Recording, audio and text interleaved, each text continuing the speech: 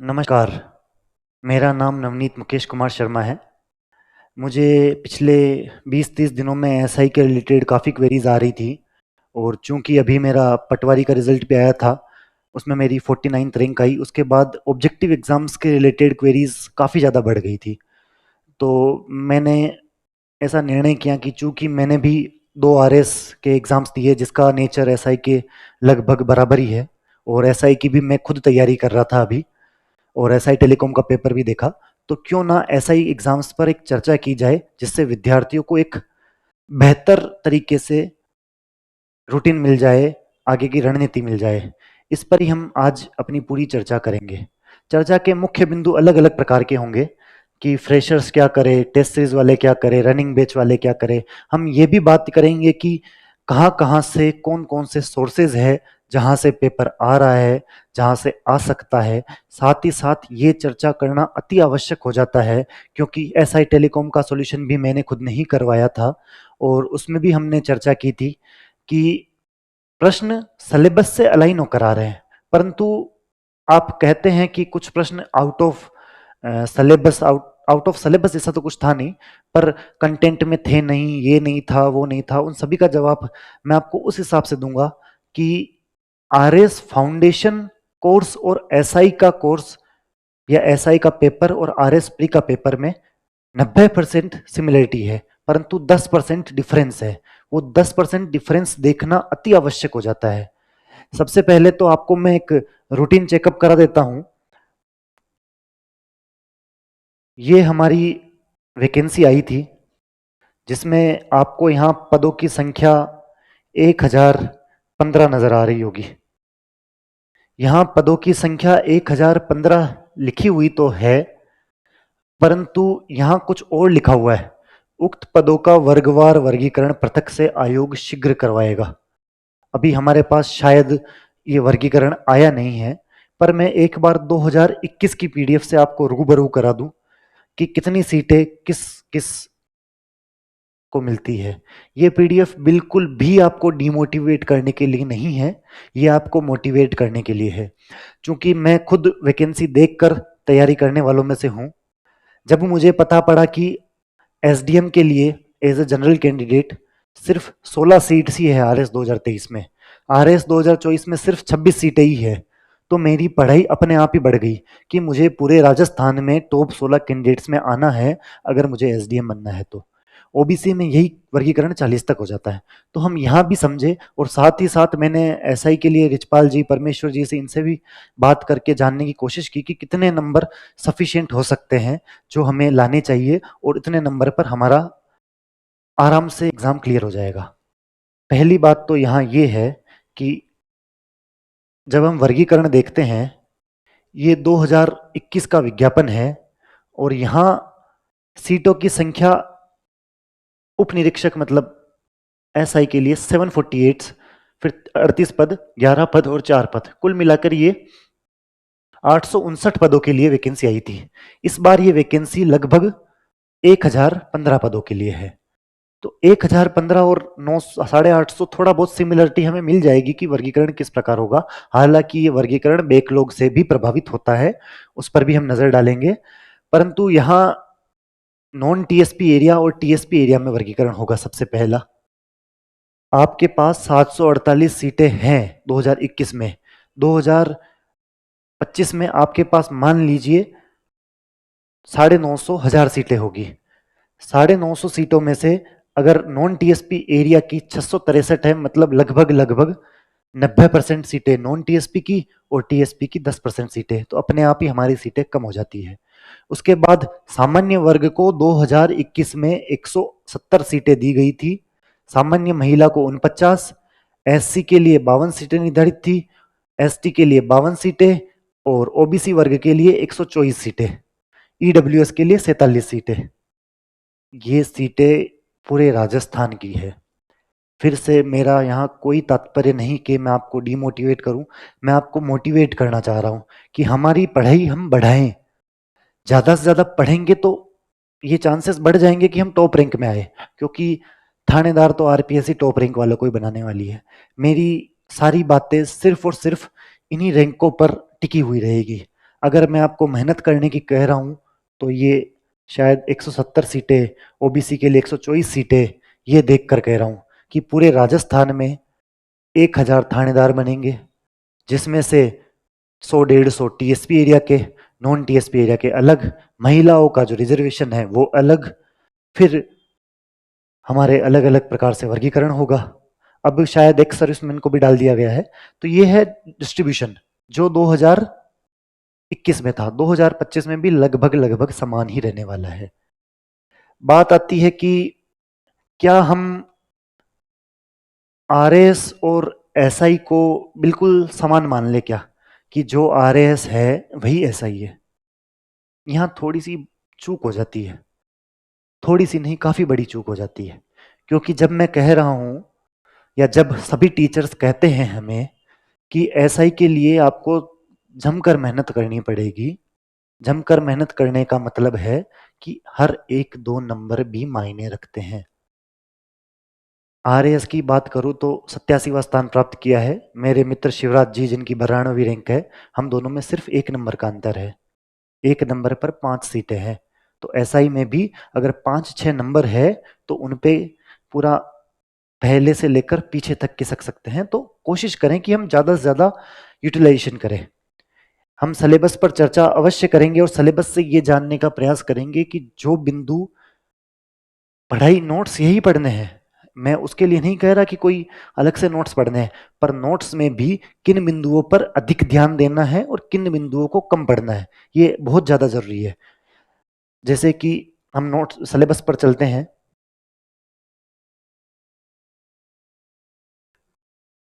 Syllabus से जाने से पहले ये स्लाइड मैंने आपको पहले भी दिखाई थी और अब भी वापस इसी से परिचित करवा रहा हूं। ये आप फिर से नोट कर ले कि कितने, कौन से विषय के कितने प्रश्न आ रहे हैं। राजस्थान का इतिहास, कला व संस्कृति के एवरेज 12 प्रश्न है। तो हमें 100 प्रश्नों में से अगर 11% प्रश्न आ रहे हैं, मतलब 22 नंबर के प्रश्न आ रहे हैं, तो इसे हमें कितना समय देना चाहिए? मैंने पिछली बार कहा था कि यहाँ 6-5-5 प्रश्न आ रहे हैं, तो कुछ विद्यार्थियों ने मुझे कहा कि हमने हिस्ट्री पढ़ना ही छोड़ दिया है। हिस्ट्री पढ़ना छोड़ना नहीं है, हिस्ट्री के कम रिवीजन करने हैं। मान लीजिए आपने राजस्थान की जो हिस्ट्री है उसके 10 रिवीजन लगाए हैं, तो इंडिया की हिस्ट्री के रिवीजन 6 या 7 हो जाने चाहिए। ये इस प्रकार से कहा था क्योंकि 5 प्रश्न अगर हम छोड़ देते हैं, 10 नंबर हम पीछे हो गए, तो सीट्स तो मैंने आपको पहले ही बता दी, रेस से बाहर। फिर क्या? उसी प्रकार भारत और विश्व का भूगोल, पिछली बार भी सेम लाइन रिपीट की थी कि 100 पेज के नोट्स अगर 9 से 10 क्वेश्चन दे रहे हैं तो इनका रिवीजन तो बिल्कुल शब्द बा शब्द याद होने चाहिए हमें। ये आप वर्गीकरण पहले ही देख चुके हैं तो मैं आपका समय जाया नहीं करता हूं, आप देख लीजिएगा इसे। मैं पहले आपको एक एसआई टेलीकॉम वाला ये चार्ट दिखाना चाह रहा हूं, हालांकि आपने ये भी देख लिया होगा। इसमें सिर्फ और सिर्फ यहां हाईलाइट करना चाह रहा हूं, 8 प्रश्न राजस्थान कला व संस्कृति के और 2 प्रश्न राजस्थान के इतिहास के। अब हम चलते हैं फिर से सिलेबस पर। एसआई टेलीकॉम और एसआई का सिलेबस सेम है। ये रहा एसआई का सिलेबस, और ये एसआई का सिलेबस में 8 प्रश्न कला व संस्कृति के, एक प्रश्न चंद्रसेन जी वाला जो मध्यकालीन राजस्थान से, और एक मॉडर्न से। मध्यकालीन राजस्थान से प्रमुख राजवंश प्रश्न 1, स्वतंत्रता आंदोलन जो प्रश्न था, जोधपुर प्रजामंडल से संबंधित कौन नहीं है, गोपीलाल यादव आंसर था, एक प्रश्न। अब टॉपिक गिनते हैं हम, 1 2 3 4 5 6 7 8, 8 टॉपिक है कला व संस्कृति के, एक टॉपिक है मध्यकालीन और इतिहास एंशंट का, और एक है मॉडर्न का। प्रश्न भी देख लीजिए, बिल्कुल सेम है, प्रश्नों का वर्गीकरण भी सेम है। मैंने उस समय भी कहा था कि सिलेबस बनाने वाला या फिर पेपर बनाने वाला सबसे पहले अपने सामने सिलेबस रखता है। जो प्रोफेसर्स हमारे पेपर बनाते हैं उन्हें बताया जाता है कि आपके विषय के इतने प्रश्न लिए जाएंगे, और वह चाहते हैं कि सभी आयाम, सभी सिलेबस के सभी आयाम कवर हो। सिलेबस के सभी आयाम कवर करना इसलिए जरूरी है क्योंकि अगर कोई विद्यार्थी एक ही टॉपिक पढ़ के चले जाए और उससे प्रश्न आ जाए तो उसकी तो समझ रहे हैं आप, और बाकी के टॉपिक छोड़ जाए और उनसे प्रश्न आ जाए तो इस वजह से सभी टॉपिक्स को बराबर तरीके से कवर किया जाता है। हम वापस हमारे सिलेबस पर ही आते हैं, 5 मिनट ही लूंगा क्योंकि सिलेबस पर एक बार पहले ही चर्चा कर चुका हूं मैं। यहाँ आप बिल्कुल देख लीजिए, आप पॉज कर लीजिए वीडियो को और वीडियो पॉज करके देख लेना कि हमें क्या क्या पढ़ना है। मैं आपको कह रहा हूं साहित्य से प्रश्न आने की संभावना बहुत ज्यादा है, बहुत ज्यादा संभावना है। आप एसआई टेलीकॉम में भी देख लेना कि साहित्य से प्रश्न आया ही आया है। आप धार्मिक आंदोलन संत व लोक देवता देख लेना, यहां से भी प्रश्न मिलने की प्रबल संभावना है। ये मैं इसलिए नहीं कह रहा हूं, ये मैं पटवारी, चतुश्रेणी अधिकारी, video, lab assistant, LDC, second grade, third grade, first grade, किसी का पेपर उठा के देख लीजिएगा, सब में मिलेंगे आपको ये इन दोनों में फर्क है वो देख लेना। वहां प्रमुख राजवंश है और यहाँ राजवंशों के बारे में लिखा हुआ, गोहिल, प्रतिहार, चौहान, परमार, राठौड़, सिसोदिया और कच्छावा, मध्यकालीन राजस्थान। ये आरएएस है और ये एसआई है, दोनों में अंतर है। ये समझना बहुत जरूरी है कि हम नोट्स वही है, नोट्स में कोई अंतर नहीं है, वही नोट्स पढ़ने हैं, पर उन्हें पढ़ना किस तरीके से है कि अगर मेरे 10 प्रश्न इस जगह से आ रहे हैं तो मुझे उसे ज्यादा समय देना चाहिए, बस वही बात है और कुछ नहीं है। यहाँ पर कल्चर का भी एक्सप्लेनेशन बहुत ज्यादा है। यहाँ सिंपल मुख्य कृतियां, क्षेत्रीय बोलियां, हस्तशिल्प, जीआई टैग्स पूछ सकते हैं, चित्रकलाएं, किले व स्मारक, स्थापत्य कला की प्रमुख विशेषताएं, किले व स्मारक लिख रखा है, यूनेस्को के कितने किले हैं, कौन से किले में, चित्तौड़गढ़ के किले में क्या पाया जाता है, कुंभलगढ़ किले में क्या है, मेहरानगढ़ में क्या है, कौन सी तोप कौन से किले में रखी हुई है, इस प्रकार के सभी प्रश्न बनते हैं। प्रमुख व्यक्तित्व, ये काफी ज्यादा इंपॉर्टेंट टॉपिक हो जाता है, जैसे मेजर शैतान सिंह जी या फिर पीके सेठी जी, जयपुर फुट के निर्माता, आचार्य तुलसी जी, प्रमुख व्यक्तित्व के पार्ट है। यहां से प्रश्न आने की संभावना यहां से भी अच्छी है। देख लेना आप इस सिलेबस को पढ़ के ही अपने राजस्थान हिस्ट्री और कल्चर पढ़ने बैठना, बिल्कुल प्लीज, क्योंकि ये पढ़ेंगे तो हम हमारे कम से कम 2 से 3 घंटे बचा सकते हैं दिन के, सिलेबस के अनुसार पढ़ेंगे तो, क्योंकि जो चीज लिखी हुई नहीं है उसे पढ़ने का तात्पर्य क्या है। मध्यकालीन इतिहास में भी देख लीजिएगा, नेहरू युग के में सांस्थानिक निर्माण, विज्ञान एवं तकनीकी का विकास, प्रश्न पूछे जाते हैं। हमने हर बार देखा है, अप्सरा कहाँ है, कराईकुड़ी में 1909 में उद्घाटन किया था, क्या है, अलग अलग आईआईटीज के बारे में पढ़ते हैं। 2021 2023 के प्रश्न देखना, यहाँ से हर बार एक प्रश्न आया है नेहरू युग से। यहाँ सिलेबस में सिर्फ इतना लिखा हुआ है, स्वतंत्रोत्तर काल में राष्ट्रीय एकीकरण और पुनर्गठन, यहाँ नेहरू युग नहीं लिखा हुआ है। साइंस एंड टेक्नोलॉजी में योगदान नहीं लिखा हुआ है, सिर्फ स्वतंत्रोत्तर काल में राष्ट्रीय एकीकरण और पुनर्गठन। यहां आप पूरा सिलेबस अच्छे से देखिए और उसको मिलान कीजिए, क्या ये मैच हो रहा है। यहां पर भी जब यहां मौर्य, कुषाण, सातवाहन, गुप्त, चालुक्य, पल्लव और चोल लिखे हुए हैं, आजीवक, बौद्ध और जैन लिखे हुए हैं, यहाँ सिर्फ लिखा हुआ प्राचीन एवं मध्यकालीन भारत के इतिहास की विशेषताएं, महत्वपूर्ण ऐतिहासिक घटनाएं, कला, संस्कृति, साहित्य, स्थापत्य, प्रमुख राजवंश, ये रहे, उनकी प्रशासनिक, सामाजिक व आर्थिक व्यवस्था, सामाजिक सांस्कृतिक मुद्दे, प्रमुख आंदोलन। सिलेबस का डिस्ट्रीब्यूशन आप जरूर देखिएगा। भूगोल की बात करें तो ये वाला जो टॉपिक है ये हमें आरएएस में नहीं मिलता है एक्स्ट्रा। इसी प्रकार से नया टॉपिक जुड़ा है, नए आपराधिक कानून। मैं आपको एक सलाह देता हूं, उन्हें अच्छे से पढ़ लेना। नए आपराधिक कानून के एक क्वेश्चन अवश्य मिलेगा, क्योंकि जब जब आरपीएससी में सिलेबस में परिवर्तन होता है तब तब उस सिलेबस के परिवर्तन होने से क्वेश्चन पूछे जाते हैं। उदाहरण 2018 के मेंस में हेरिटेज साइट से 10 नंबर का प्रश्न पूछा गया था राजस्थान ज्योग्राफी में, वो उसी साल ऐड हुआ था। 2021 में साइंस एंड टेक्नोलॉजी और पब्लिक एडमिनिस्ट्रेशन में फेरबदल किया गया था। देख लीजिएगा, साइंस एंड टेक्नोलॉजी के सरफेस से सवाल पूछे गए सारे। 2023 और 2024 में डीप गए हैं, पर 2021 में सिलेबस चेंज होते पहले उसी टॉपिक से प्रश्न पूछे गए। इसीलिए नए आपराधिक कानून। एक और सलाह है, बजट फरवरी में आएगा, राजस्थान का भी आएगा और भारत का भी आएगा। राजस्थान और भारत दोनों के बजट को अच्छे से पढ़ लेना, शायद दो दो प्रश्न दोनों से मिल जाए। तीन भी मिलते हैं तो 3 × 2 = 6 नंबर। आर एस मेंस 2024 में 20-22 नंबर के क्वेश्चंस हूबहू इंडियन बजट से आए हैं, एक न्यूक्लियर वाला और एक एमएसएमई वाला। तो बजट से प्रश्न आएंगे। यहां पर कुछ परिवर्तन है, आप अवश्य नोट करना और देखना कि मुझे क्या क्या पढ़ना है। ये देख लीजिए, राजस्थान की ज्योग्राफी से प्रश्न आपको कम दिखेंगे एसआई में, इंडिया और वर्ल्ड से ज्यादा मिलेंगे। सिलेबस में भी देख लीजिएगा।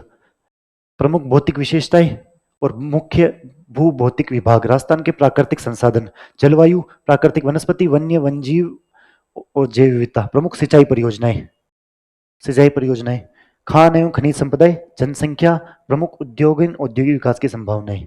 यहाँ आप एक चीज नोटिस करना कि जनसंख्या में RAS में हमेशा यहां से प्रश्न क्यों आता है। हम कह तो देते हैं कि सेक्स रेशियो से प्रश्न पूछा जा रहा है हर बार, क्यों पूछा जा रहा है, सिलेबस में लिखा हुआ था RAS के। इसी प्रकार यहाँ जो सिलेबस में है उससे प्रश्न पूछा जाएगा डायरेक्ट मिलता हुआ।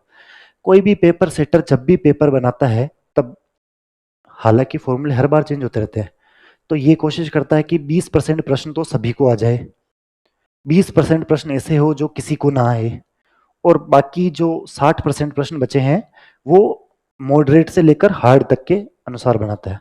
शायद ये 30-30 होता है, 30% सभी को आ जाए, 30 और 20% किसी को ना आए, और बाकी 50% अपनी अपनी एबिलिटी के अनुसार। तो हमें आसान प्रश्न तो अवश्य करने हैं, क्योंकि आपके सामने ये चुनौती अभी मुझे नजर आ रही है, जैसा मैंने लोगों से बात की है, कि शायद 36% या 40% की चुनौती पेश हो रही है, कि क्या हम 36% या 40% ला भी पाएंगे क्या। अब इसी बिंदु पे मैं थोड़ी अलग से चर्चा कर लेता हूं। RAS 2021 में शायद 340 नंबर के आसपास आए थे 400 में से, रिचपाल जी के, अगर मैं सही हूं तो, मुझे एग्जैक्ट याद नहीं आ रहा अभी। शायद 170 या 180 हिंदी में थे और 160 के आसपास उनके जीके में थे। 140 160, 160 ही पता है मेरे को। तो वहां से उन्होंने 340 प्रश्न ले आए। पर आज के समय में मैं मानता हूं पर्सनली कि 360 लगभग असंभव सा है, क्योंकि जीके टाइट हो चुकी है। हालांकि हिंदी अभी भी एसआई टेलीकॉम की भी आसान आई थी, तो एसआई टेलीकॉम वाली हिंदी देखें तो लगभग 170 नंबर टारगेट करने चाहिए। मैं नहीं कह रहा हूं कि 170 लाने ही लाने हैं, 170 नंबर टारगेट किए जाने चाहिए, क्योंकि जीके में अगर ऊपर नीचे भी हो जाए तो हमारा काम हो जाए। और एक बुरा ना माने तो एक बात कहता हूं, 170 हो गए और आप क्या पूरे राजस्थान में ऐसे गिने चुने 1000 लोग भी नहीं होंगे क्या जो एसआई के पेपर में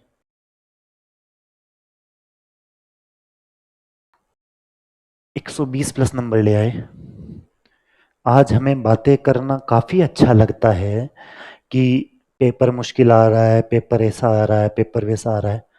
पटवारी की कट ऑफ भी 250 गई है, 249, वो भी 2 गुना की, जिसमें 3500 वैकेंसी थी। 2 गुना की कट ऑफ 249 गई है, 1 गुना की शायद 253-54 चल जाए। मतलब लगभग लगभग 85% के आसपास या 83-84% के आसपास कट ऑफ 1 गुना की जाएगी। सोचिए आप, लोग तो पढ़ रहे हैं। हाँ, मैं मानता हूँ पटवारी का और RSI का लेवल बिल्कुल ही अलग है, पर फिर भी कुछ कुछ कोई तो ऐसे लोग होंगे जो 120 प्लस आराम से ले आएंगे एसआई में, जीके के पेपर में। RAS की कट ऑफ 71 गई थी 2024 की, उसमें मेरे भी 131 अंक आए थे। और शायद 71 कट ऑफ जाने के पीछे कारण भी कुछ और था। कारण नंबर 1, लोग मान के बैठे थे कि इस बार कट ऑफ 110 जानी ही जानी है। 110 कट ऑफ जानी ही जानी है तो क्वेश्चन ज्यादा अटेम्प्ट कर गए। टफ पेपर होने के बावजूद भी 110 के हिसाब से ज्यादा अटेम्प्ट कर गए, तो लोगों के नंबर 71 भी नहीं आ पाए। बात नंबर 2, घबरा गए पेपर में। और एक और कारण ये है कि आरएस क्वालिफाइंग नेचर है। मेरे मित्र शिवराज जी, जिनसे मैं अभी आधे एक घंटे पहले ही बात कर रहा था, उन्होंने कहा कि मेरे आरएस प्री में 88 नंबर आए हैं और मैंने एक सिंगल दिन किताब नहीं खोली थी आरएस प्री के लिए, क्योंकि 2 बार उनका पहले ही क्लियर था, इंटरव्यू दे चुके थे। आरएस 2024 में उन्हें ज़रूरत महसूस ही नहीं हुई कि वो उस तरीके से पढ़े।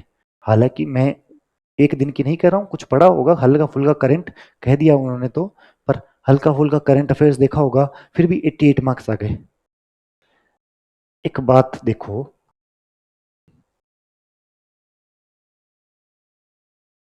20 नंबर के क्वेश्चंस आ रहे हैं मैथ्स और रीजनिंग के।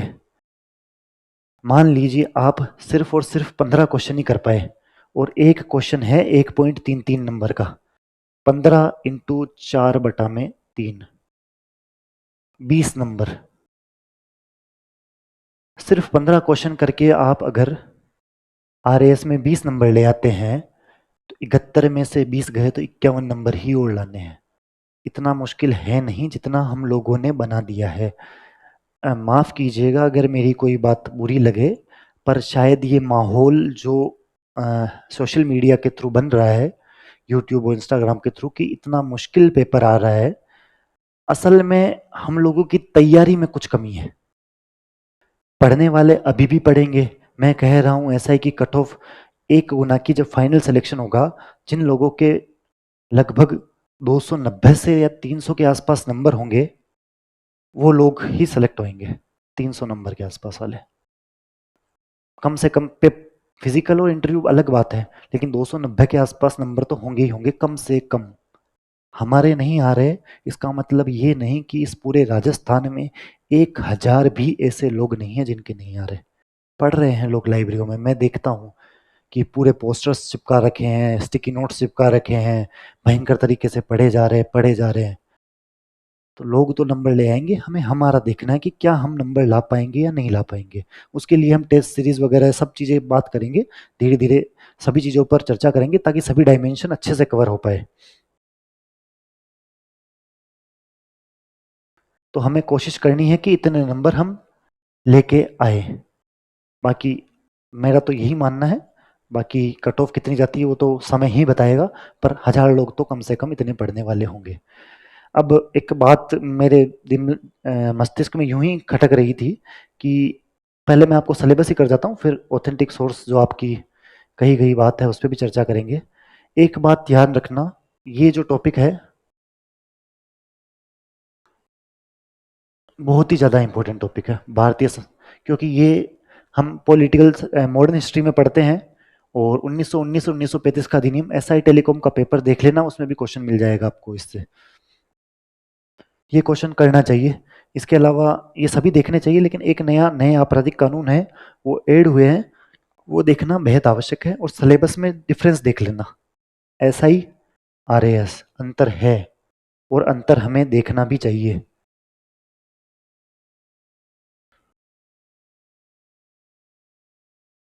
ये स्टेट पॉलिटी है, ये वाला टॉपिक आपने नहीं पढ़ा होगा, ये भी हमें देखना चाहिए कि महिलाओं के लिए कार्यस्थल पर क्या कानून है, वर्क प्लेस पे क्या कानून है, आईसीसी क्या होती है, कलेक्टर का क्या रोल है, कितने लोगों को में कमेटी होगी आईसीसी में, मतलब कमेटी, इंटरनल कमेटी होगी, कंप्लेन कमेटी, वो कितने लोगों की होगी, बच्चों संबंधी क्या है, 14 साल से बच्चा सर्कस में काम कर सकता है क्या, क्या वो फिल्मों में काम कर सकता है क्या। इस प्रकार के सभी महिला और बच्चों के प्रति अपराध उनसे संबंधित कानूनी प्रावधान पढ़ने ही पड़ेंगे। और यहाँ से एक प्रश्न आएगा, ये आरएएस में डायरेक्ट नहीं लिखा हुआ है, सिलेबस देखो और फिर पढ़ो, ताकि हम अगर दो दो नंबर करके भी अगर 5-6 नंबर एक्स्ट्रा ले आए तो फायदे में हो जाएंगे। ये इकोनॉमी है। अभी मैं आपको बता दूं, एसआई टेलीकॉम का पेपर हुआ था, बजट निर्माण से एक प्रश्न पूछा गया कि पहला पेपरलेस बजट कौन सा था, मुद्रास्फीति से प्रश्न पूछा गया, ई कॉमर्स से ओएनडीसी वाला प्रश्न पूछा गया, राजकोषीय मौद्रिक नीतियों से प्रश्न पूछा गया, शेयर बाजार से प्रश्न आया था, इसके अलावा गरीब बेरोजगारी से प्रश्न आया था, पंचवर्षीय योजना से प्रश्न आएगा। पंचवर्षीय योजना हालांकि समाप्त हो गई है, फिर भी पूछ ले कि प्लानिंग कमेटी में गैप कब आया था, क्या 1966 से 1969 तक क्या था, पहली प्लानिंग कमेटी कब आई थी, 1991 का इंडस्ट्रियल रिवॉल्यूशन जो था, मतलब नई एलपीजी रिफॉर्म्स आए थे, वो कौन सी प्लानिंग के अंदर आए थे? छठी प्लानिंग कमीशन कब बनी थी? सातवीं कब बनी थी? कब गैप आया था? दूसरी वाली आरएस मेंस में आया था। सेकंड प्लानिंग कमीशन का हेड कौन थे? इस प्रकार के प्रश्न आएंगे और आपको ये देखने भी चाहिए। मानव विकास सूचकांक से प्रश्न आने की संभावनाएं बहुत ज़्यादा है। ये रही आपकी योजनाएं, जितनी भी योजनाएं हैं वो इस टॉपिक के अंदर आती है। तो यहाँ से आप बिल्कुल सिलेबस देखिए और सिलेबस ओरिएंटेड ही पढ़ाई कीजिएगा। राजस्थान की अर्थव्यवस्था, हाथ से जोड़कर निवेदन है आप सभी से, इसे बाद के लिए टालिएगा मत। पिछली बार मुझे अभी भी याद है, 19 फरवरी को बजट आया था, मतलब 19 फरवरी के आसपास आर्थिक समीक्षा आई थी। आर्थिक समीक्षा राजस्थान सरकार निकालेगी 19 तारीख को आसपास, फरवरी के महीने में। उसे बनाने में सभी संस्थाओं को कम से कम 1 महीना लगेगा, मतलब लगभग मिडिल मार्च। और मध्य मार्च, और आपके 5 तारीख को तो परीक्षा है, 5 अप्रैल को। तो हम कब पढ़ेंगे? तो अभी का ही इकोनॉमिक सर्वे पढ़ना है। हालांकि कुछ चीजें हैं जो बाद में देख सकते हैं। ये है अर्थव्यवस्था का वृहद परिदृश्य, चैप्टर नंबर 1। ये बाद में देखा जा सकता है। इकोनॉमिक सर्वे का चैप्टर नंबर 1, जहां पर पूछते हैं कि राजस्थान की जीएसडीपी कितनी है, जीएसवीए कितने हैं, कृषि में कितनी ग्रोथ हो रही है, उद्योग में कितनी ग्रोथ हो रही है, सेवा में कितनी ग्रोथ हो रही है, ये सभी इसी के अंदर आते हैं। साथ ही साथ कृषि वाला, उद्योग, सेवा, प्रमुख विकास परियोजनाएं, जीका के द्वारा क्या चलाया जा रहा है, एडीबी के द्वारा क्या चलाया जा रहा है, वर्ल्ड बैंक क्या चला रहा है, यहाँ से प्रश्न आते हैं। और इसमें आती है अपनी सभी योजनाएं। जैसे इस बार प्रश्न आए थे टेसाई टेलीकॉम में, डॉक्टर भीमराव अंबेडकर दलित प्रोत्साहन योजना। इसके अलावा आया था जन आधार कार्ड। 2-3 योजनाएं आई थी, वो सभी यहीं से आएगी। देख लीजिए, अनुसूचित जाति, अनुसूचित जनजाति, पिछड़ा वर्ग, अल्पसंख्यकों, निशक्तजनों, निराश्रितों, महिलाओं, बच्चों, वृद्धजनों, कृषकों एवं श्रमिकों के लिए राजकीय कल्याणकारी योजनाएं। यहाँ से प्रश्न अवश्य अवश्य आएगा। इकोनॉमिक सर्वे के से 6 या 7 प्रश्न आने की उम्मीद है, ज़्यादा भी हो सकते हैं। ये वाला टॉपिक बाद में देख सकते हैं, उसके अलावा सभी अभी ही पढ़ने हैं। 90% इकोनॉमिक सर्वे सेम रहता है, सिर्फ पहले चैप्टर के या फिर उद्योग के कुछ आंकड़े बदला करते हैं। बाकी मैं तो 2022, 23, 24, 25 4 इकोनॉमिक सर्वे पढ़े हैं। अभी तक मुझे वही चीजें लग रही है कि सेम जीका आ रहा है, सेम एडीबी आ रहा है, सेम वही आ रहे हैं। योजनाएं भी लगभग आप देखेंगे तो 2021-22 वाली है। हालांकि नाम चेंज कर दिया है, इंदिरा प्रियदर्शनी योजना का पद्माक्षी योजना कर दिया है। छोटी मोटी चीजें हैं, और बाकी जो नई चीजें आएगी बजट से आप कवर कर लेंगे। तो प्लीज इकोनॉमिक सर्वे अभी से पढ़ लीजिए। अगर आपने नहीं पढ़ा है, अभी से पढ़ना पड़ेगा, क्योंकि बाद में पढ़ने का टाइम नहीं मिलेगा आपको। विज्ञान एवं प्रौद्योगिकी, मैं आपको विज्ञान एवं प्रौद्योगिकी के लिए फिर से वही वाला पेज पे ले जाता हूँ कि इस बार की एसआई टेलीकॉम देखोगे तो आपको साइंस एंड टेक्नोलॉजी के प्रश्न नहीं आए होंगे। हाँ, नहीं आए। ऐसा एसआई टेलीकॉम में नहीं आए थे। कारण कारण ये है कि वो करंट से जुड़े हुए थे। 4 प्रश्न एसआई टेलीकॉम में करंट वाले थे। तो हमने करंट अफेयर्स उस तरीके से नहीं पढ़ी, तो हमें नहीं आएगा। इसके अलावा साइंस के बायोलॉजी, फिजिक्स, केमिस्ट्री मिला के 1-2 प्रश्न देखे जा सकते हैं। लगे हाथ करंट की भी बात कर लेते हैं। आप लोग मुझे ये भी पूछते हैं कि करंट क्या करे, कैसे पढ़े, कितना पढ़े। अप्रैल में परीक्षा है, फरवरी से लगभग 4 प्रश्न आने की उम्मीद है, बजट से ही आ जाएंगे वो तो। जनवरी से भी इतने ही प्रश्न आने की उम्मीद है। दिसंबर जो भी चल रहा है काफ़ी इंपॉर्टेंट महीना है। नवंबर, अक्टूबर और सितंबर, ये होते हैं मेजर इंपॉर्टेंट महीने जहाँ से प्रश्न आएंगे। नवंबर में पेपर हुआ था, दिवाली थी, पेपर पहले ही बन चुका था दिवाली से पहले, मतलब पेपर लगभग एंड ऑफ सितंबर और अक्टूबर में बना था। अगस्त महीने से 7 प्रश्न पूछे गए। टोटल 16-17 प्रश्न आते हैं वहाँ, अगस्त महीने से ही 7 प्रश्न आ जाते हैं। तो हमें स्वयं में बताता है कि परीक्षा माह से पहले के महीने कितने ज़्यादा जरूरी होते हैं। उन महीनों को हमें कैसे पढ़ना होता है, उन महीनों की करंट अफेयर्स को अच्छे से पूरी तरीके से शब्द ब शब्द याद करनी होती है। और करंट अफेयर्स के लिए एक संदेश भी है। 2021 से पहले 2021 में भी माना जाता था कि करंट अफेयर्स के सभी प्रश्न हूबहू नोट से मिल जाते हैं। दुनिया की कहीं के भी कुछ भी देख लेना, हूबहू नहीं मिलेंगे अब। बात नंबर 2, तो क्या हम करंट अफेयर्स पे ध्यान देना बंद कर दें क्या? नहीं। मैं आपके सामने स्वयं एक उदाहरण के तौर पर मौजूद हूँ। आरएएस 2024 में 20 प्रश्न थे करंट अफेयर्स के। मुझे 10 ही आते थे। पर 10 के लिए तो पढ़ना पड़ेगा ना। अगर ये 10 भी नहीं आए तो क्या होगा फिर? मान लीजिए एसआई में 15 प्रश्न आते हैं और हमें 8 प्रश्न भी नहीं आए तो? इसलिए करंट पढ़ना पड़ेगा। 8 प्रश्न मतलब होते हैं 16 नंबर। हालांकि अपना आत्मविश्वास बिल्कुल मत खोइएगा। इसी आत्मविश्वास पर एक चर्चा कर लेता हूं मैं। पहले कुछ भी बोलने से पहले फिर से सभी को बता दूं कि मेरा कोई ऐसा इंटेंशन नहीं है, परंतु जो सोशल मीडिया पर माहौल बन रहा है उससे कृपया करके दूरी बनाए रखें। कारण ऐसा है कि शायद उस माहौल से हम डिमोटिवेट हो रहे हैं। पेपर को टफ आना है तो वो टफ आएगा, इजी आना है तो इजी आएगा, उससे कोई फर्क नहीं पड़ेगा। पर अगर हम पहले ही ऐसा सोच ले कि पेपर ऐसा ही आने वाला है कि हमसे किया ही नहीं जा सकता, तो फिर क्या करें? मेरे साथ जो बात हुई वो मैं आपको बता देता हूँ। आरएएस 2024 का पेपर देने गया, आत्मविश्वास भरा हुआ था।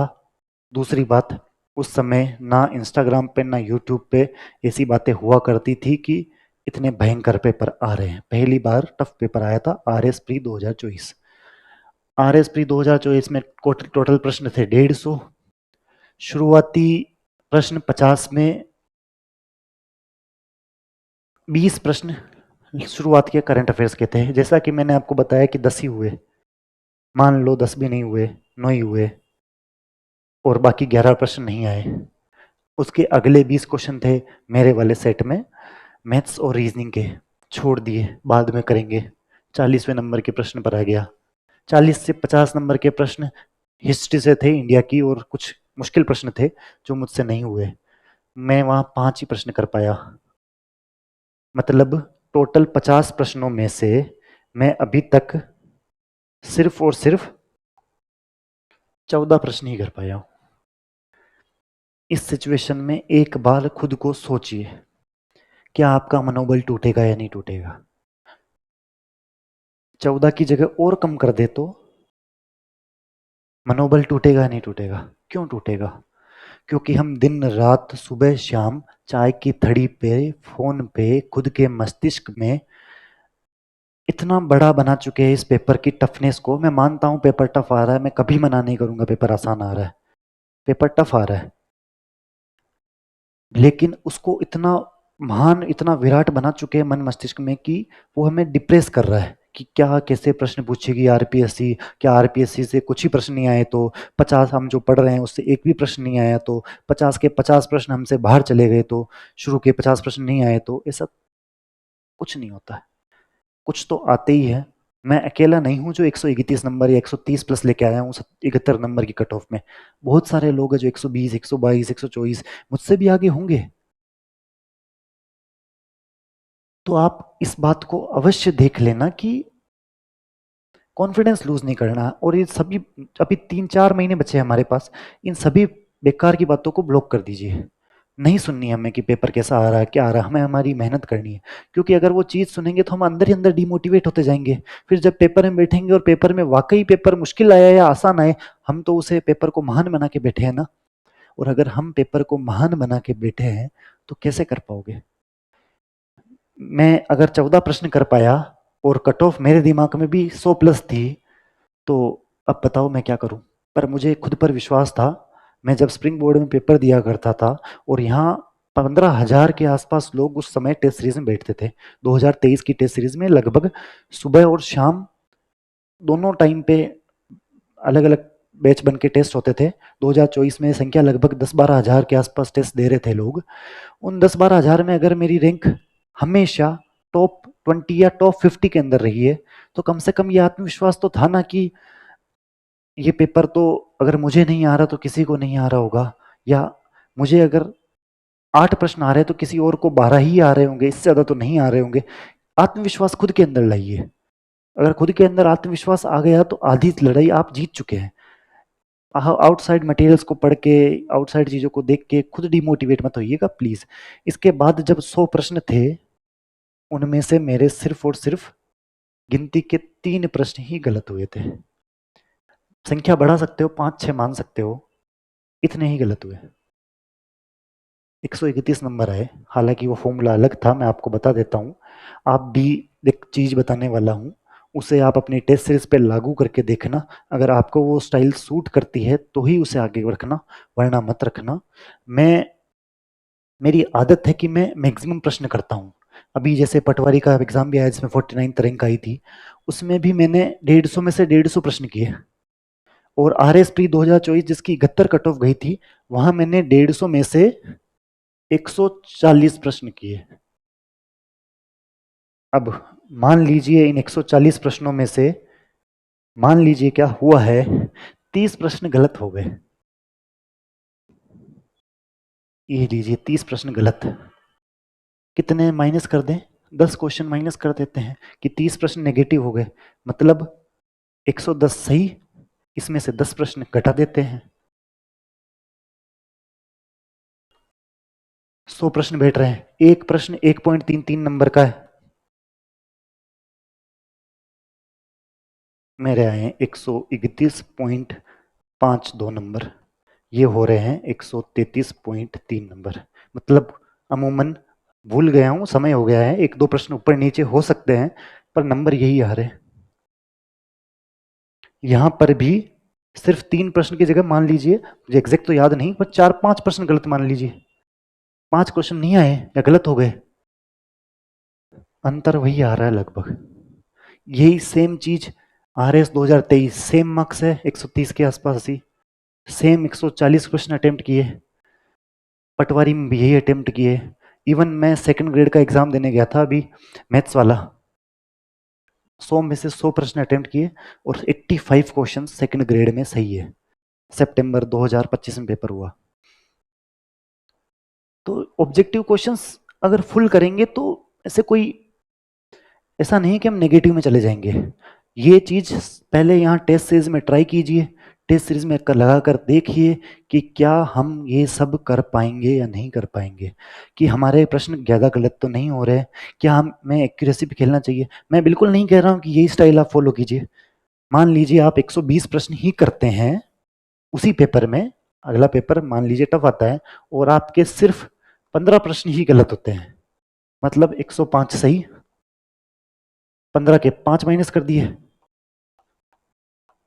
133 नंबर,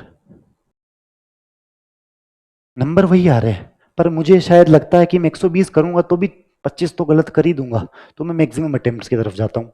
और इसमें कोई बुरी बात नहीं है।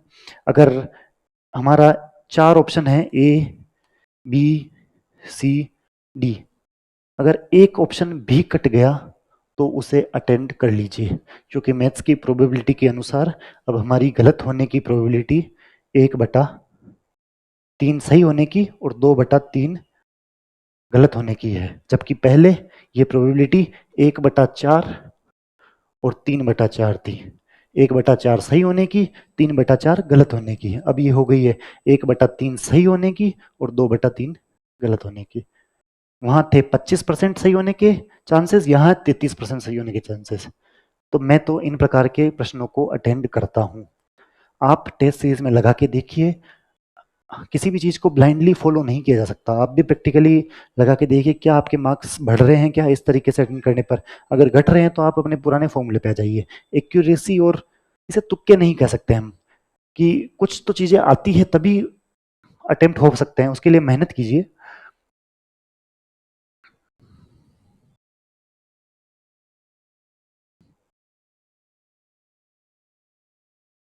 अब हम कुछ अलग मुख्य बिंदुओं पर चर्चा कर लेते हैं। पहले तो ऑथेंटिक सोर्स, जो मार्केट में एक नई टर्मिनोलॉजी आई है, पिछले 1-1.5 साल से इसकी डिक्शनरी में नई खोज हुई है कि ऑथेंटिक सोर्स। प्रश्न हमेशा से ऑथेंटिक सोर्स से ही आते रहे हैं, आगे भी आएंगे। ऐसा नहीं है कि कभी भी आरपीएससी, आरएसएम, एसएसबी ने कोचिंग के नोट्स खोले और पेपर बना दिया। आज तक के इतिहास में कभी भी नहीं हुआ है, आगे भी नहीं होगा। अब ऑथेंटिक सोर्स होते क्या है, मैं आपको बताऊंगा कि अपने नोट्स बने कैसे हैं। क्या हम क्या वही बात मुझे याद आती है कि विजय सियाग सर एक समय कहा करते थे कि अ, उनसे किसी ने पूछा था कि सर नए जिले बन गए हैं और नए जिलों के नोट्स बताओ, नए जिलों के नोट्स बनाओ, तो सर ने कहा था कि मेरे अंदर से राजस्थान ज्योग्राफी का उद्गार नहीं होता है। जब रेवेन्यू बोर्ड नए डाटा जारी करेगा उसको पढ़कर हम हमारे नोट्स को अपडेट करेंगे। जब तक रेवेन्यू बोर्ड बताएगा ही नहीं फलोदी की कौन सी पंचायत कौन सी तहसील कहाँ टच कर रही है, तब तक कैसे बताया जा सकता है कि फलोदी में क्या कौन सा चीज है। जब तक पता ही नहीं कि बालोतरा में कहाँ कहाँ बालोतरा का एक्सटेंशन है, जब तक राजस्व विभाग नहीं बताएगा तब तक राजस्थान ज्योग्राफी बढ़ाई कैसे जा सकती है। आपको इसी के उदाहरण देता हूँ, एसआई टेलीकॉम का प्रश्न है, आप आराम से देख लीजिएगा। आरपीएससी की साइट ही खोल लेते हैं और मुझे बताइएगा एक बात, एसआई टेलीकॉम में स्टेट पॉलिटी का एक प्रश्न आया था कि आजादी से पूर्व राजस्थान में कितने प्रिंसली स्टेट्स में पब्लिक सर्विस कमीशन था, लोक सेवा आयोग था। इसका उत्तर है 3, जयपुर जोधपुर बीकानेर। और अपने नोट्स की पहली लाइन सेम चीज लिखी हुई है, जयपुर जोधपुर बीकानेर। एसआई टेलीकॉम का पेपर है, कहाँ से आया, ऑथेंटिक सोर्स है ये। इस जो पीडीएफ पीछे लगी हुई है इससे मैं करीबन करीबन पिछले 10 सालों के इतिहास में 100 से अधिक प्रश्न बता सकता हूँ इस एक स्लाइड से। देख लीजिए, 20 अगस्त 1949 के प्रकाशन के अनुसार राजस्थान लोक सेवा आयोग अध्यादेश 1949 आया। 20 अगस्त 1949, आपको याद होगी ये तारीख।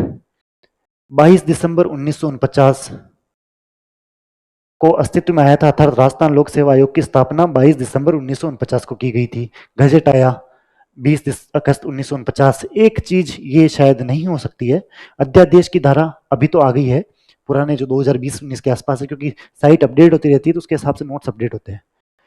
अनुच्छेद की धारा 1(3), मतलब ये रही, अध्यादेश की धारा 1(3) के मुताबिक उक्त अध्यादेश आगामी उस तिथि को प्रभाव में आना बता रखा है।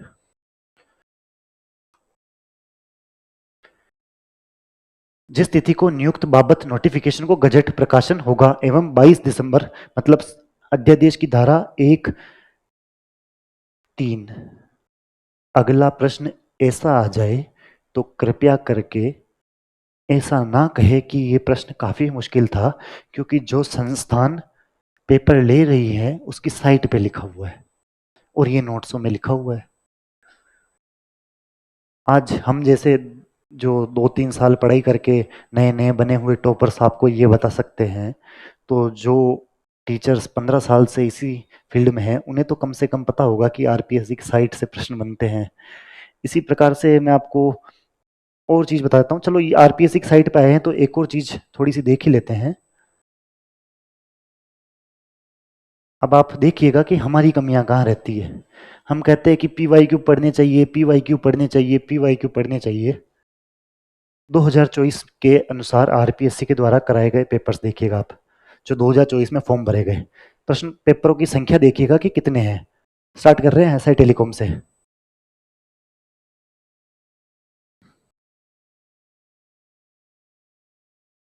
210 पेपर्स आरपीएससी ने 2024 के नोटिफिकेशंस के अंडर करवाए हैं। हर साल लगभग आरपीएससी 200 से 250 पेपर करवाती है। हालांकि सभी पेपर जीके के नहीं होते हैं, पर कम से कम 40 पेपर तो जीके के होंगे ना, कम से कम 50 पेपर तो जीके के होंगे। हम में से कितने लोग हैं जिन्होंने 5 पेपर भी आरपीएससी के द्वारा करवाए गए हैं, उनके राजस्थान हिस्ट्री के क्वेश्चन देख लिए हो, राजस्थान कल्चर के क्वेश्चन देख लिए हो। मुझे एक बात बताइए, क्या आरपीएससी उन्हीं प्रोफेसर्स को बार बार नियुक्त नहीं करती होगी क्या? मतलब कुछ चेंज तो होता है, परंतु प्रोफेसर्स जो बनाते हैं उनकी मेंटेलिटी इन 40-50 पेज प्रश्नों को देख, 40-50 अलग अलग पेपर्स को देख के नहीं पता लगाई जा सकती क्या कि प्रश्न कहाँ से पूछे जा रहे हैं। इन 50 प्रश्नों को देखकर हम एक आइडिया लगा सकते हैं ना कि पेपर किस प्रकार का आ रहा है, पेपर में क्वेश्चंस किस सेक्शन के ज़्यादा पूछे जा रहे हैं, कहाँ से आ रहा है। आराम से कर जा सकते हैं। तो आप ये प्लीज पेपर देखिएगा जिससे हमें मानसिकता पता लगे। जैसे कि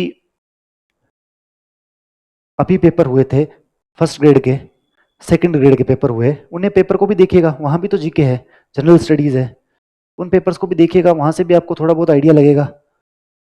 प्रोटेक्शन ऑफिसर के पेपर हुए, लेक्चरर के पेपर हुए,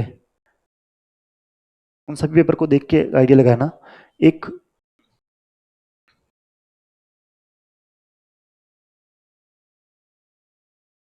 हमारे सिलेबस में साइंस एंड टेक्नोलॉजी नामक चीज लिखी हुई है।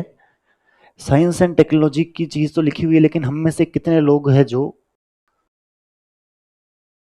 इसरो की साइट को विजिट करते हैं? बात यही तो आ जाती है। ऑथेंटिक सोर्स इन्हें कहा करते हैं यार। मतलब एनसीईआरटी आरबीसी तो है ही, पर ये भी ऑथेंटिक सोर्स की लिस्ट में ही आते हैं। अब देखना, क्या आपने ये नहीं पढ़ा है कि इनकोस्पार्क की स्थापना 1962 में हुई? क्या आपने ये नहीं पढ़ा है कि डॉक्टर विक्रम साराभाई उस समय थे? इसरो का गठन 15 अगस्त 1969 को हुआ, ये आपने नहीं पढ़ा क्या? डीओएस स्पेस का डिपार्टमेंट 1972 में बना। पीएसएलवी जीएसएलवी कब आए? इसरो के हेडक्वार्टर बेंगलुरु में है। विक्रम साराभाई स्पेस सेंटर तिरुवनंतपुरम में है। U R Rao satellite centre Bangalore में है। लिक्विड प्रोपल्शन सिस्टम बेंगलोर में है। रिमोट सेंसिंग सैटेलाइट और इन सभी की बातें स्पेस एप्लीकेशन सेंटर अहमदाबाद में है। National remote sensing centre Hyderabad में है। ये सभी चीजें ही तो पूछी जाती है। एक काम कीजिएगा, आप आज थोड़ा सा देखिएगा कि इस प्रकार कोई डायग्राम नोट्स में है क्या? होगा, क्यों नहीं होगा? चलिए ये छोड़िए।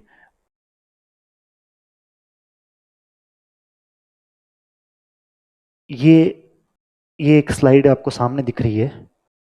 2021 के पेपर खोलना, आरएएस के और एसआई के दोनों के। 2023 का आरएएस का प्री खोलना, 2018 का खोलना, और इस स्लाइड से कितने क्वेश्चन आए हुए बताना।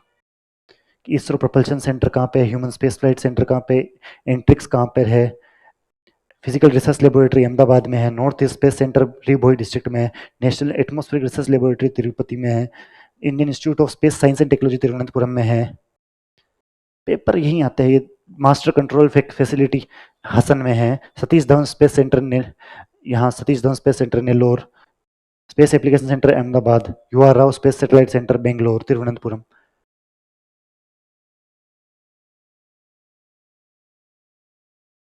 मिशंस लिखे हुए हैं, यही आते हैं। 2021 का क्वेश्चन है, डीआरडीओ का ध्येय वाक्य क्या है? बलस्य मूलम विज्ञानम। साइट से आया था। थोड़ा बहुत विजिट करने की आवश्यकता है। हम सब सब कुछ कवर होता है, ऐसी बात नहीं है कि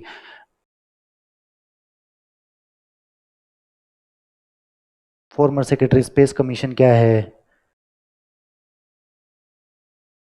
कौन कौन है, क्या क्या है, सब चीजें देखी जानी चाहिए। ये ऑथेंटिक सोर्स है जो मेरा एक स्पेसिफिकली राय है कि मैं आपको बिल्कुल ये नहीं कह रहा कि मुझे ब्लाइंडली मानिए, पर एक सलाह है छोटी सी कि क्या हमें पूरे नोट्स याद है क्या? आपकी मर्जी, याद करे नहीं करे, क्या हमें याद है क्या?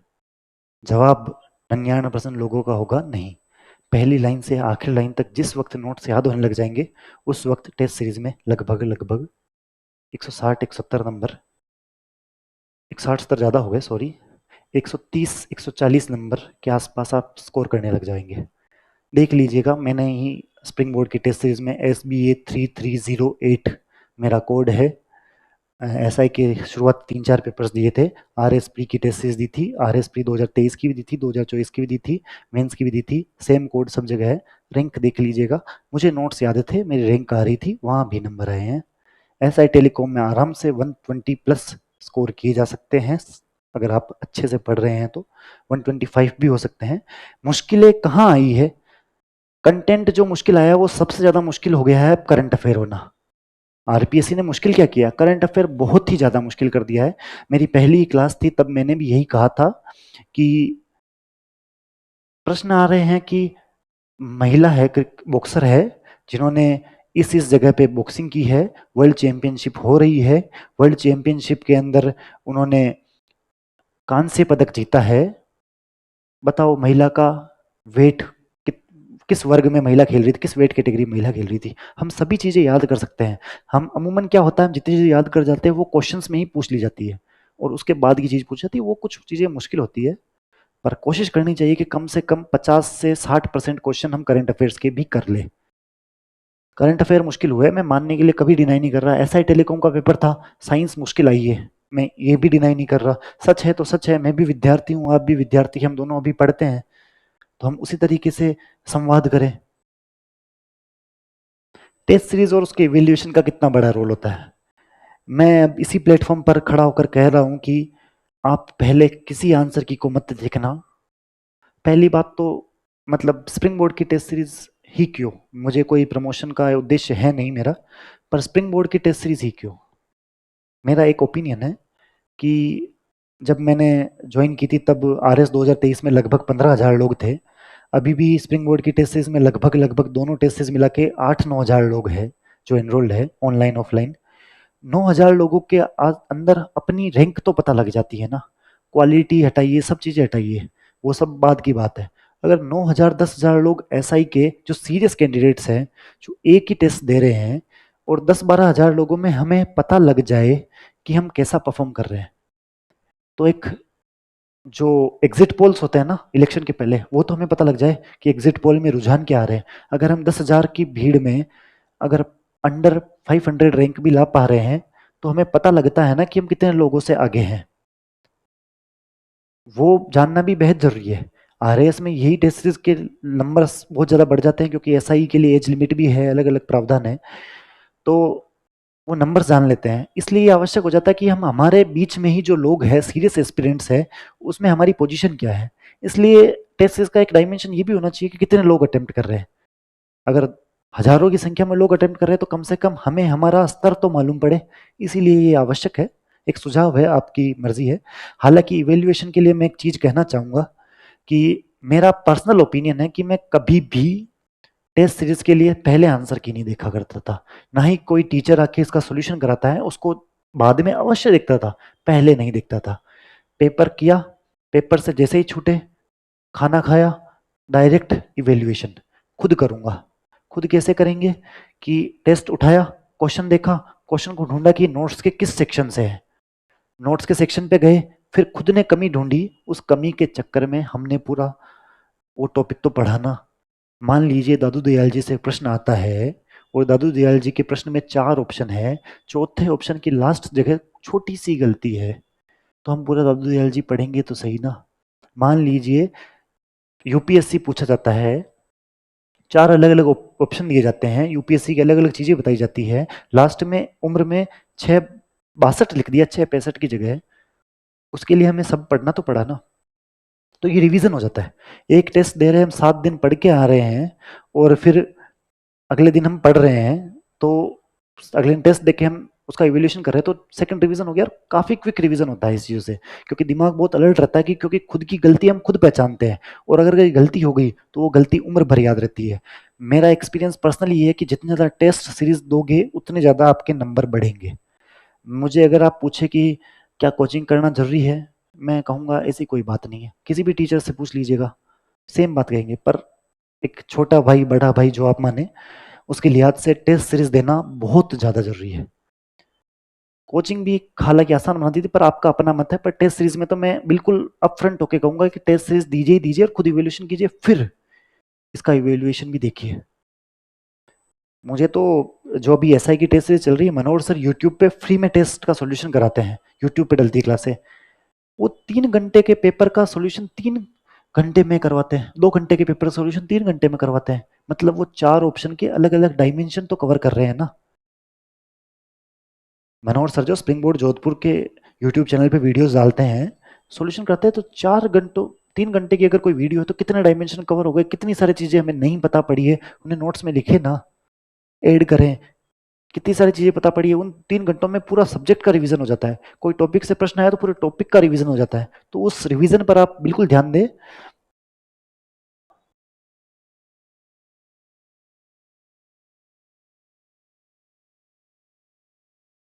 ट्रेंड एनालिसिस हमने कर ही लिया कि आपको सबसे ज्यादा ध्यान कहाँ देना है। सबसे ज्यादा ध्यान देना है राजस्थान की हिस्ट्री कल्चर पर, राजस्थान की ज्योग्राफी पर, राजस्थान के इकोनॉमिक सर्वे पर, राजस्थान की पॉलिटी पर, इंडिया की पॉलिटी पर। साइंस एंड टेक्नोलॉजी, वैसे एक बात आपको बताता हूँ, ये जो पेपर है, जब आप सिलेबस देखेंगे तो आरएस में तो नाम लिखा होता है general awareness and general science का पेपर है। जनरल साइंस का तात्पर्य क्या है? जनरल साइंस का तात्पर्य है कि आपसे प्रश्न पूछे जाएंगे, वो जनरल साइंस के पूछे जाएंगे, मतलब साइंस से भी प्रश्न आएंगे। वो साइंस एंड टेक्नोलॉजी की इस बार भी आपने प्रश्न देखे होंगे, काफी संख्या में है। वो सभी प्रश्न भी हमें देखने चाहिए कि करंट से कहाँ लिंक है। क्वांटम से कोई प्रश्न आया है, कोई दूसरे सिरे से प्रश्न आया है, उन प्रश्नों पर ध्यान देना चाहिए, उन प्रश्नों को अच्छे से एनालिसिस करना चाहिए।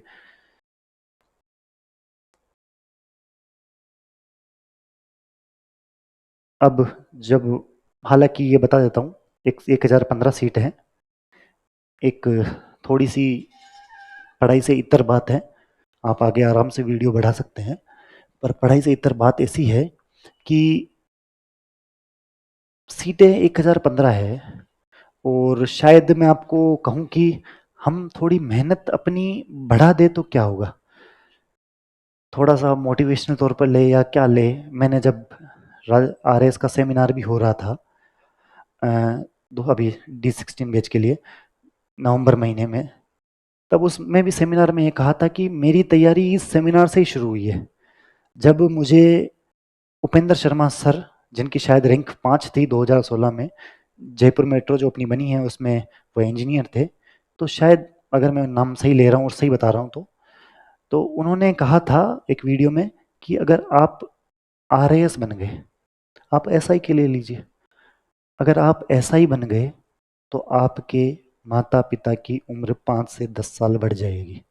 आपकी माता पिता की उम्र 5 से 10 साल इस तरीके से बढ़ जाएगी कि उन्हें ना तो आर्थिक तौर पर कोई दूसरी चीज सोचनी पड़ेगी, ना ही जो सोशल प्रेशर आता है, अलग अलग पड़ोसियों का अलग अलग प्रकार का प्रेशर आता है, वो सभी प्रेशर समाप्त हो जाएंगे।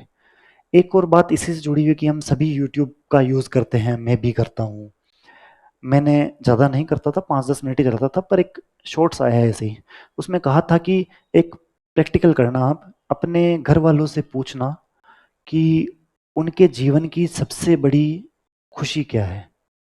मैंने भी सेम चीज़ की, मैंने मेरी मम्मी को फ़ोन लगाया और मेरी मम्मी को फ़ोन लगाते हुए कहा कि मम्मी एक बात तो बताओ कि आपके 20-25 साल के बचे हुए जीवन की सबसे बड़ी खुशी क्या है। मेरी मम्मी ने हंसते मुस्कुराते हुए कहा कि बेटा तू सरकारी नौकरी लग जा, यही हमारे जीवन की सबसे बड़ी खुशी है। अगर बचे हुए जीवन की सबसे बड़ी खुशी यही है कि मैं सफल हो जाऊं या आप थानेदार बन जाए, अपने घर वालों को भी पूछ के देख लेना, एक चीज कहेंगे तू स्वस्थ रहे सुखी रहे, दूसरी कहेंगे कि तू सरकारी नौकरी लग जा, सफल हो जा। सरकारी नौकरी नहीं कहेंगे तो भी कहेंगे सक्सेसफुल हो जा। अगर हमारे घर वालों की 20-25 साल के बचे हुए जीवन की सबसे बड़ी खुशी ये है, तो हम क्यों नहीं उन्हें ये दे सकते हैं? क्या ऐसा कारण है कि हम पढ़ाई नहीं करते हैं, हम हमारा समय इन छोटी मोटी चीज़ों में व्यर्थ करते हैं? हमारे घर वालों की उम्र भी तो धीरे धीरे जाए जा रही है। आज 7 साल हो गए, 2019 में मैंने मेरा गांव छोड़ा था, आज 2025 हो गया, 2025 भी खत्म होने वाला है। आज जब मैं जाके देखता हूँ या पुरानी फोटोज देखता हूँ तभी पाता हूँ कि इन 7 सालों में उनके चेहरा पूरा बदल गया है। लगभग पिछले से पिछले साल जब ये वाक्य हुआ था मम्मी के फ़ोन वाला, उसके अगले ही महीने श्रावण का महीना चल रहा था, और श्रावण के महीने में मेरे पापा महाकाल के जल अर्पण करने गए थे, तो उन्होंने स्टेटस लगाया था। मुझे ना वो स्टेटस दिखा, मतलब ना वो महाकाल की तस्वीर दिखी, ना कुछ दिखा, मुझे मेरे पिताजी के गले के यहाँ की लटकी हुई चमड़ी दिखी। और उससे मुझे फिर मेरी मम्मी से जो मैंने बात की गई थी वो याद आई कि बचे हुए 20-25 साल या 15 साल इतने ही बचे हैं, उनमें अगर मैं उन्हें सबसे बड़ी खुशी ना दे सकूं तो मतलब क्या है इन चीज़ों का। ये बात मैंने बहुत बार दोहराई है ताकि आप थोड़ा तो मोटिवेट हो। इन चाय की थड़ियों पर समय व्यर्थ करने से अच्छा है, फ़ोन में समय व्यर्थ करने से अच्छा है कि अपने माता पिता, अपने गुरुजनों, अपने दोस्तों के फ्यूचर को सिक्योर करने के लिए या फिर इनके लिए हम कार्य करें। अगर इनके लिए हम कार्य करेंगे तो आप देख लेना, मेरे इंस्टाग्राम पे या यूट्यूब से बहुत सारी वीडियोस पड़ी है। मैंने मेरे पिताजी को गले लगाया था, मेरे पिताजी रो रहे थे। मैंने कभी नहीं देखा कि मेरे पिताजी रोते हैं, लेकिन वो खुशी के आंसू रो रहे थे। मुझे नहीं लगता ये 3-4 साल मैंने कितनी रातें जागी, कितनी रातें नहीं सोया, कितनी सुबह जल्दी उठा, कुछ नहीं नजर आता। सेम चीज आप देखना, एक बेटा बेटी अगर अपने पिताजी को खुशी के, अपने माताजी को खुशी के आंसू देते हैं, उसकी खुशी अलग होती है। तो ये 1015 सीटें और ये 120 दिन जो आपके पास है, इन 120 दिनों में अपनी पूरी की पूरी जान की बाजी लगा दीजिए। मैं आपको सीधे सीधे कह रहा हूं कि पूरे राजस्थान में 1015 सीटें हैं, जिसमें से 1015 में से कुछ टीएसपी एरिया, कुछ महिला रिजर्वेशन, कुछ अलग अलग कोटास के थ्रू, आरएस में तो एनजीआरजी के कोटास भी होते हैं, नॉन गजेटेड ऑफिसर, इनके थ्रू चली जाएगी। हाथ में बचेगी लगभग लगभग 700 सीटें। 700 भी नहीं रहेगी, चलें फिर भी मान लीजिए 700 सीटें रहेगी। अपनी अपनी कैटेगरीज के अनुसार डिस्ट्रीब्यूशन कर लीजिए।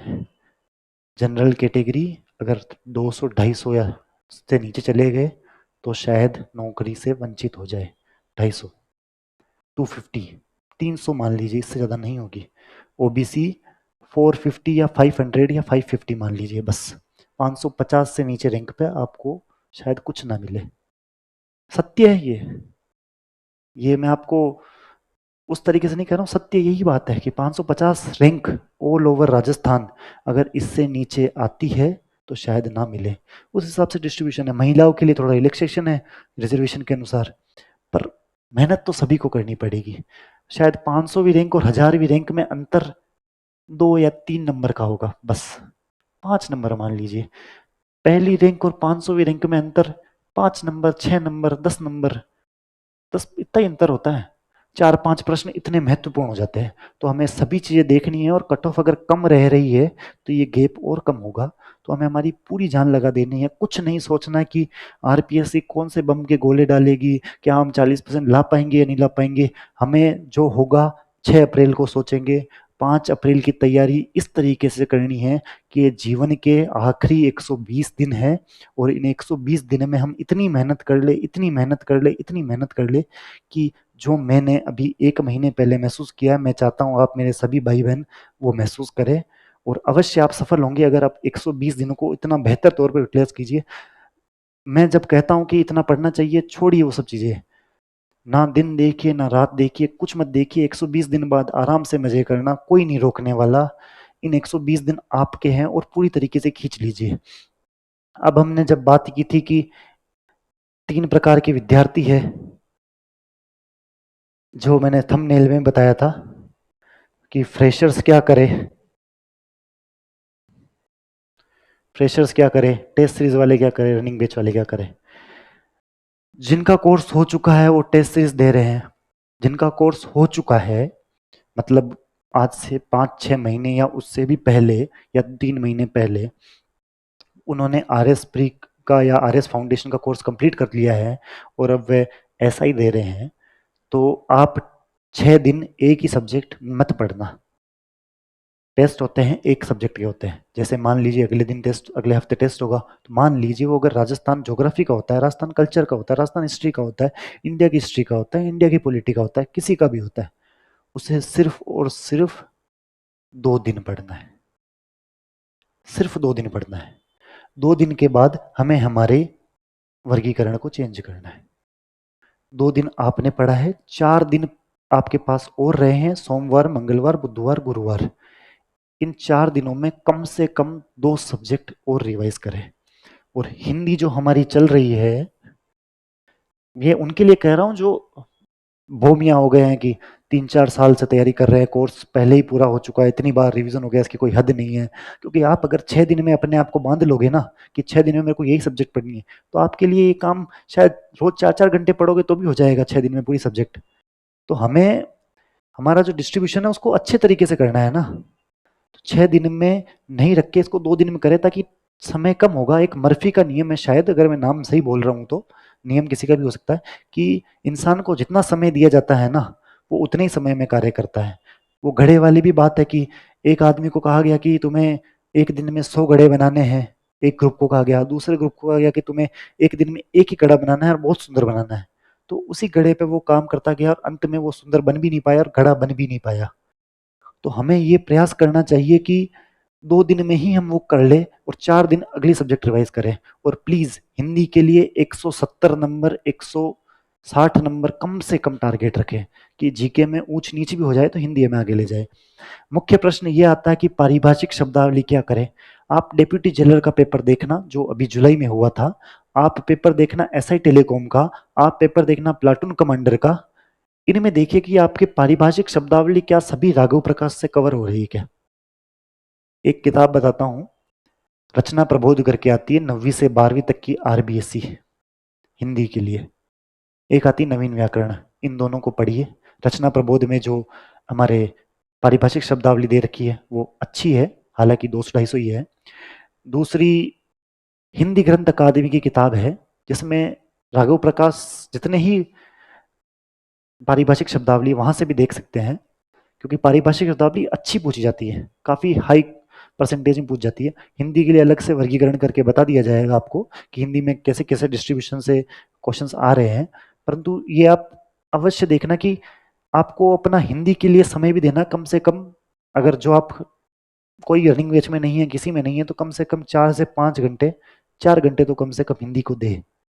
और मैंने ऑडियो बुक का यूज किया था, जैसे पर्यायवाची है राघव प्रकाश में, एक ही चीज के 10-10, 12-12 पर्यायवाची वो हमें याद नहीं होते हैं।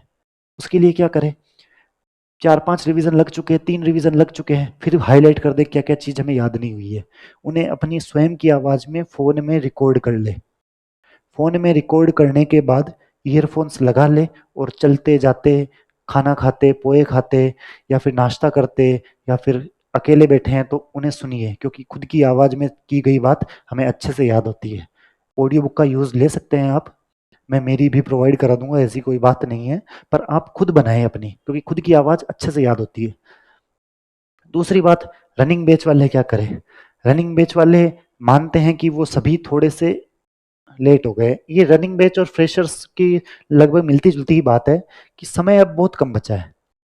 हालांकि रनिंग बैच में लगभग 40% तो सभी में कवर हो चुका है सिलेबस, ज़्यादा ही हो गया शायद मेरे हिसाब से, 50-60% तो लेटेस्ट बैच में भी हो गया है। और आपका सिलेबस फरवरी तक या फरवरी से पहले ऑलमोस्ट डन हो, खत्म करा दिया जाएगा। 2 महीने आपको खुद की सेल्फ स्टडी के लिए दिए जाएंगे।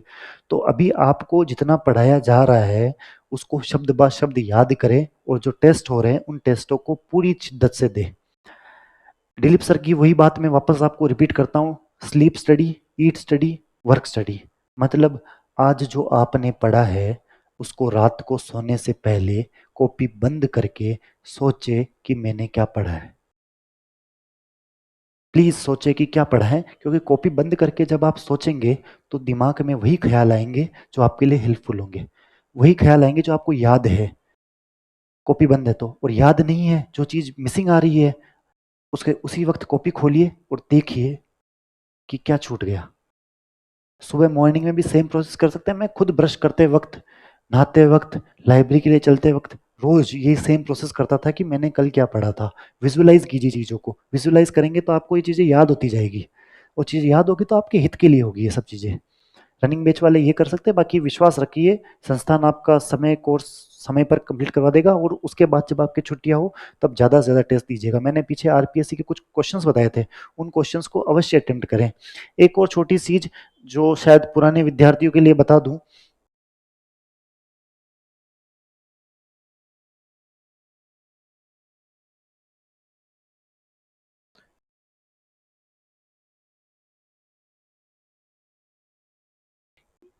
मैंने जब तैयारी शुरू की थी तब जो कंजर्वेशन रिजर्व की संख्या थी वो 8 थी, आज ये बढ़कर 37 हो गई है। तो इन्हें भी देख लीजिएगा। और इनमें आप ये जरूर देखिएगा कि ऊपर से ही बात करते हैं कि टाइगर रिजर्व, जो हमारे 5 टाइगर रिजर्व है, धौलपुर करौली कौन से नंबर का टाइगर रिजर्व है, इनमें से सबसे बड़ा कौन सा है, रणथंभौर है। नेशनल पार्क में सबसे बड़ा कौन सा है, रणथंभौर है। और सेंचुरी कितनी है हमारे, 26 सेंचुरी है। पहले राजस्थान गवर्नमेंट की साइट पर 27 सेंचुरीज थी, तो पुराने विद्यार्थी को शायद 27 सेंचुरीज पता होगी, अब ये 26 है। अगर प्रश्न आए कि कितनी सेंचुरी है तो 26 ही करनी है। कंजर्वेशन रिजर्व अब 37 हो गए हैं। प्रश्न आ जाए कि निम्न में से कौन सा कंजर्वेशन रिजर्व 12 में नहीं है, क्योंकि अभी आरएस मेंस हुआ था जिसमें भी एक मैप बनाया था और पूछे थे 4 कंजर्वेशन रिजर्व लोकेट कीजिए। RS pre 2024, RS pre 2023, RS pre 2021, SI telecom, इन चारों में इस एक पेज से क्वेश्चन आए हैं, इससे क्वेश्चन आए हैं और इस बार भी आएगा, लगभग मान के चलते हैं। पूछ ले कि 12 में कौन कौन से हैं। 12 में 12, 2 12, 3 बार, 4 बार, 5 बार, 6 बार, 7 बार, देख लीजिए 8 बार, 8 9 बार 12 का जिक्र किया हुआ है कंजर्वेशन रिजर्व में। ऐसे ही झुंझुनू देख लेना। हालांकि हम जो कहते हैं ना, राजस्थान सरकार ने भी अभी तक साइट अपनी इतनी अपडेट की नहीं है। कि एकड़ी जिला लिख रखा है यहाँ पर, नीम का थाना जिला रखा है, नीम का थाना, जबकि जिले समाप्त हो चुके हैं, परंतु पूछे जा सकते हैं कि कहाँ पर है। अभी नई लेटेस्ट कौन सी है, 37 आसोप कंजर्वेशन रिजर्व, जो कहाँ है, भीलवाड़ा में है। बाकी आप सभी अपनी तैयारी को अच्छे से कीजिएगा और जो भी आपके डाउट्स हो वो इस वीडियो के कमेंट सेक्शन में आप बता दीजिएगा, ताकि हमारी टीम और एनालाइज करके और इन पे काम कर सके। और 120 दिन की तैयारी आपकी है, आप इस तैयारी को अपने पूरे पूरे जोर से करना और इस सीटों का हमेशा ध्यान रखना कि 1015 सीट ही है और इसी की हमारी लड़ाई है और इसी लड़ाई को हमें लड़ना है। 1015 पूरे राजस्थान में अपने आप में एक मायने रखता है, जिस 1015 में भी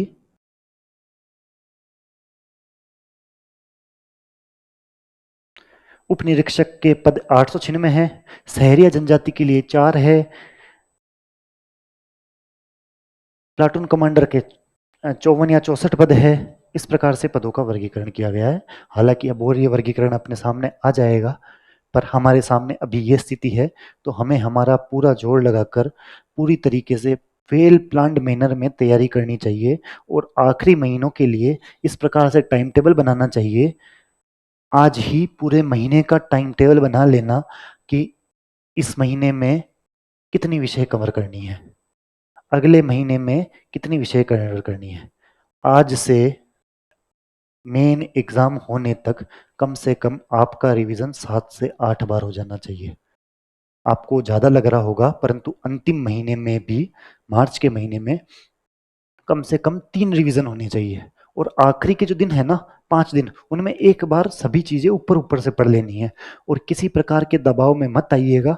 आरपीएससी को जैसा पेपर पूछना है वो वैसा पूछेगी ना। हमें कोई कंटेंट कंज्यूम करने से, ना कुछ देखने से सिर्फ हमारे अंदर जो एंग्जाइटी बढ़ेगी या फिर हमारा मनोबल टूटेगा, उसके अलावा कुछ भी नहीं होगा। तो प्लीज़ पॉजिटिव माइंडसेट के साथ रहिए और अच्छे से अपनी तैयारी कीजिए।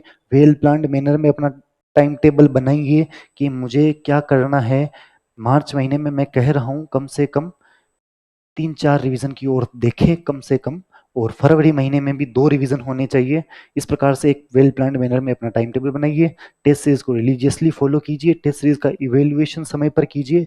बाकी आपकी कोई भी सुझाव हो अवश्य आप कमेंट सेक्शन में कीजिएगा। धन्यवाद।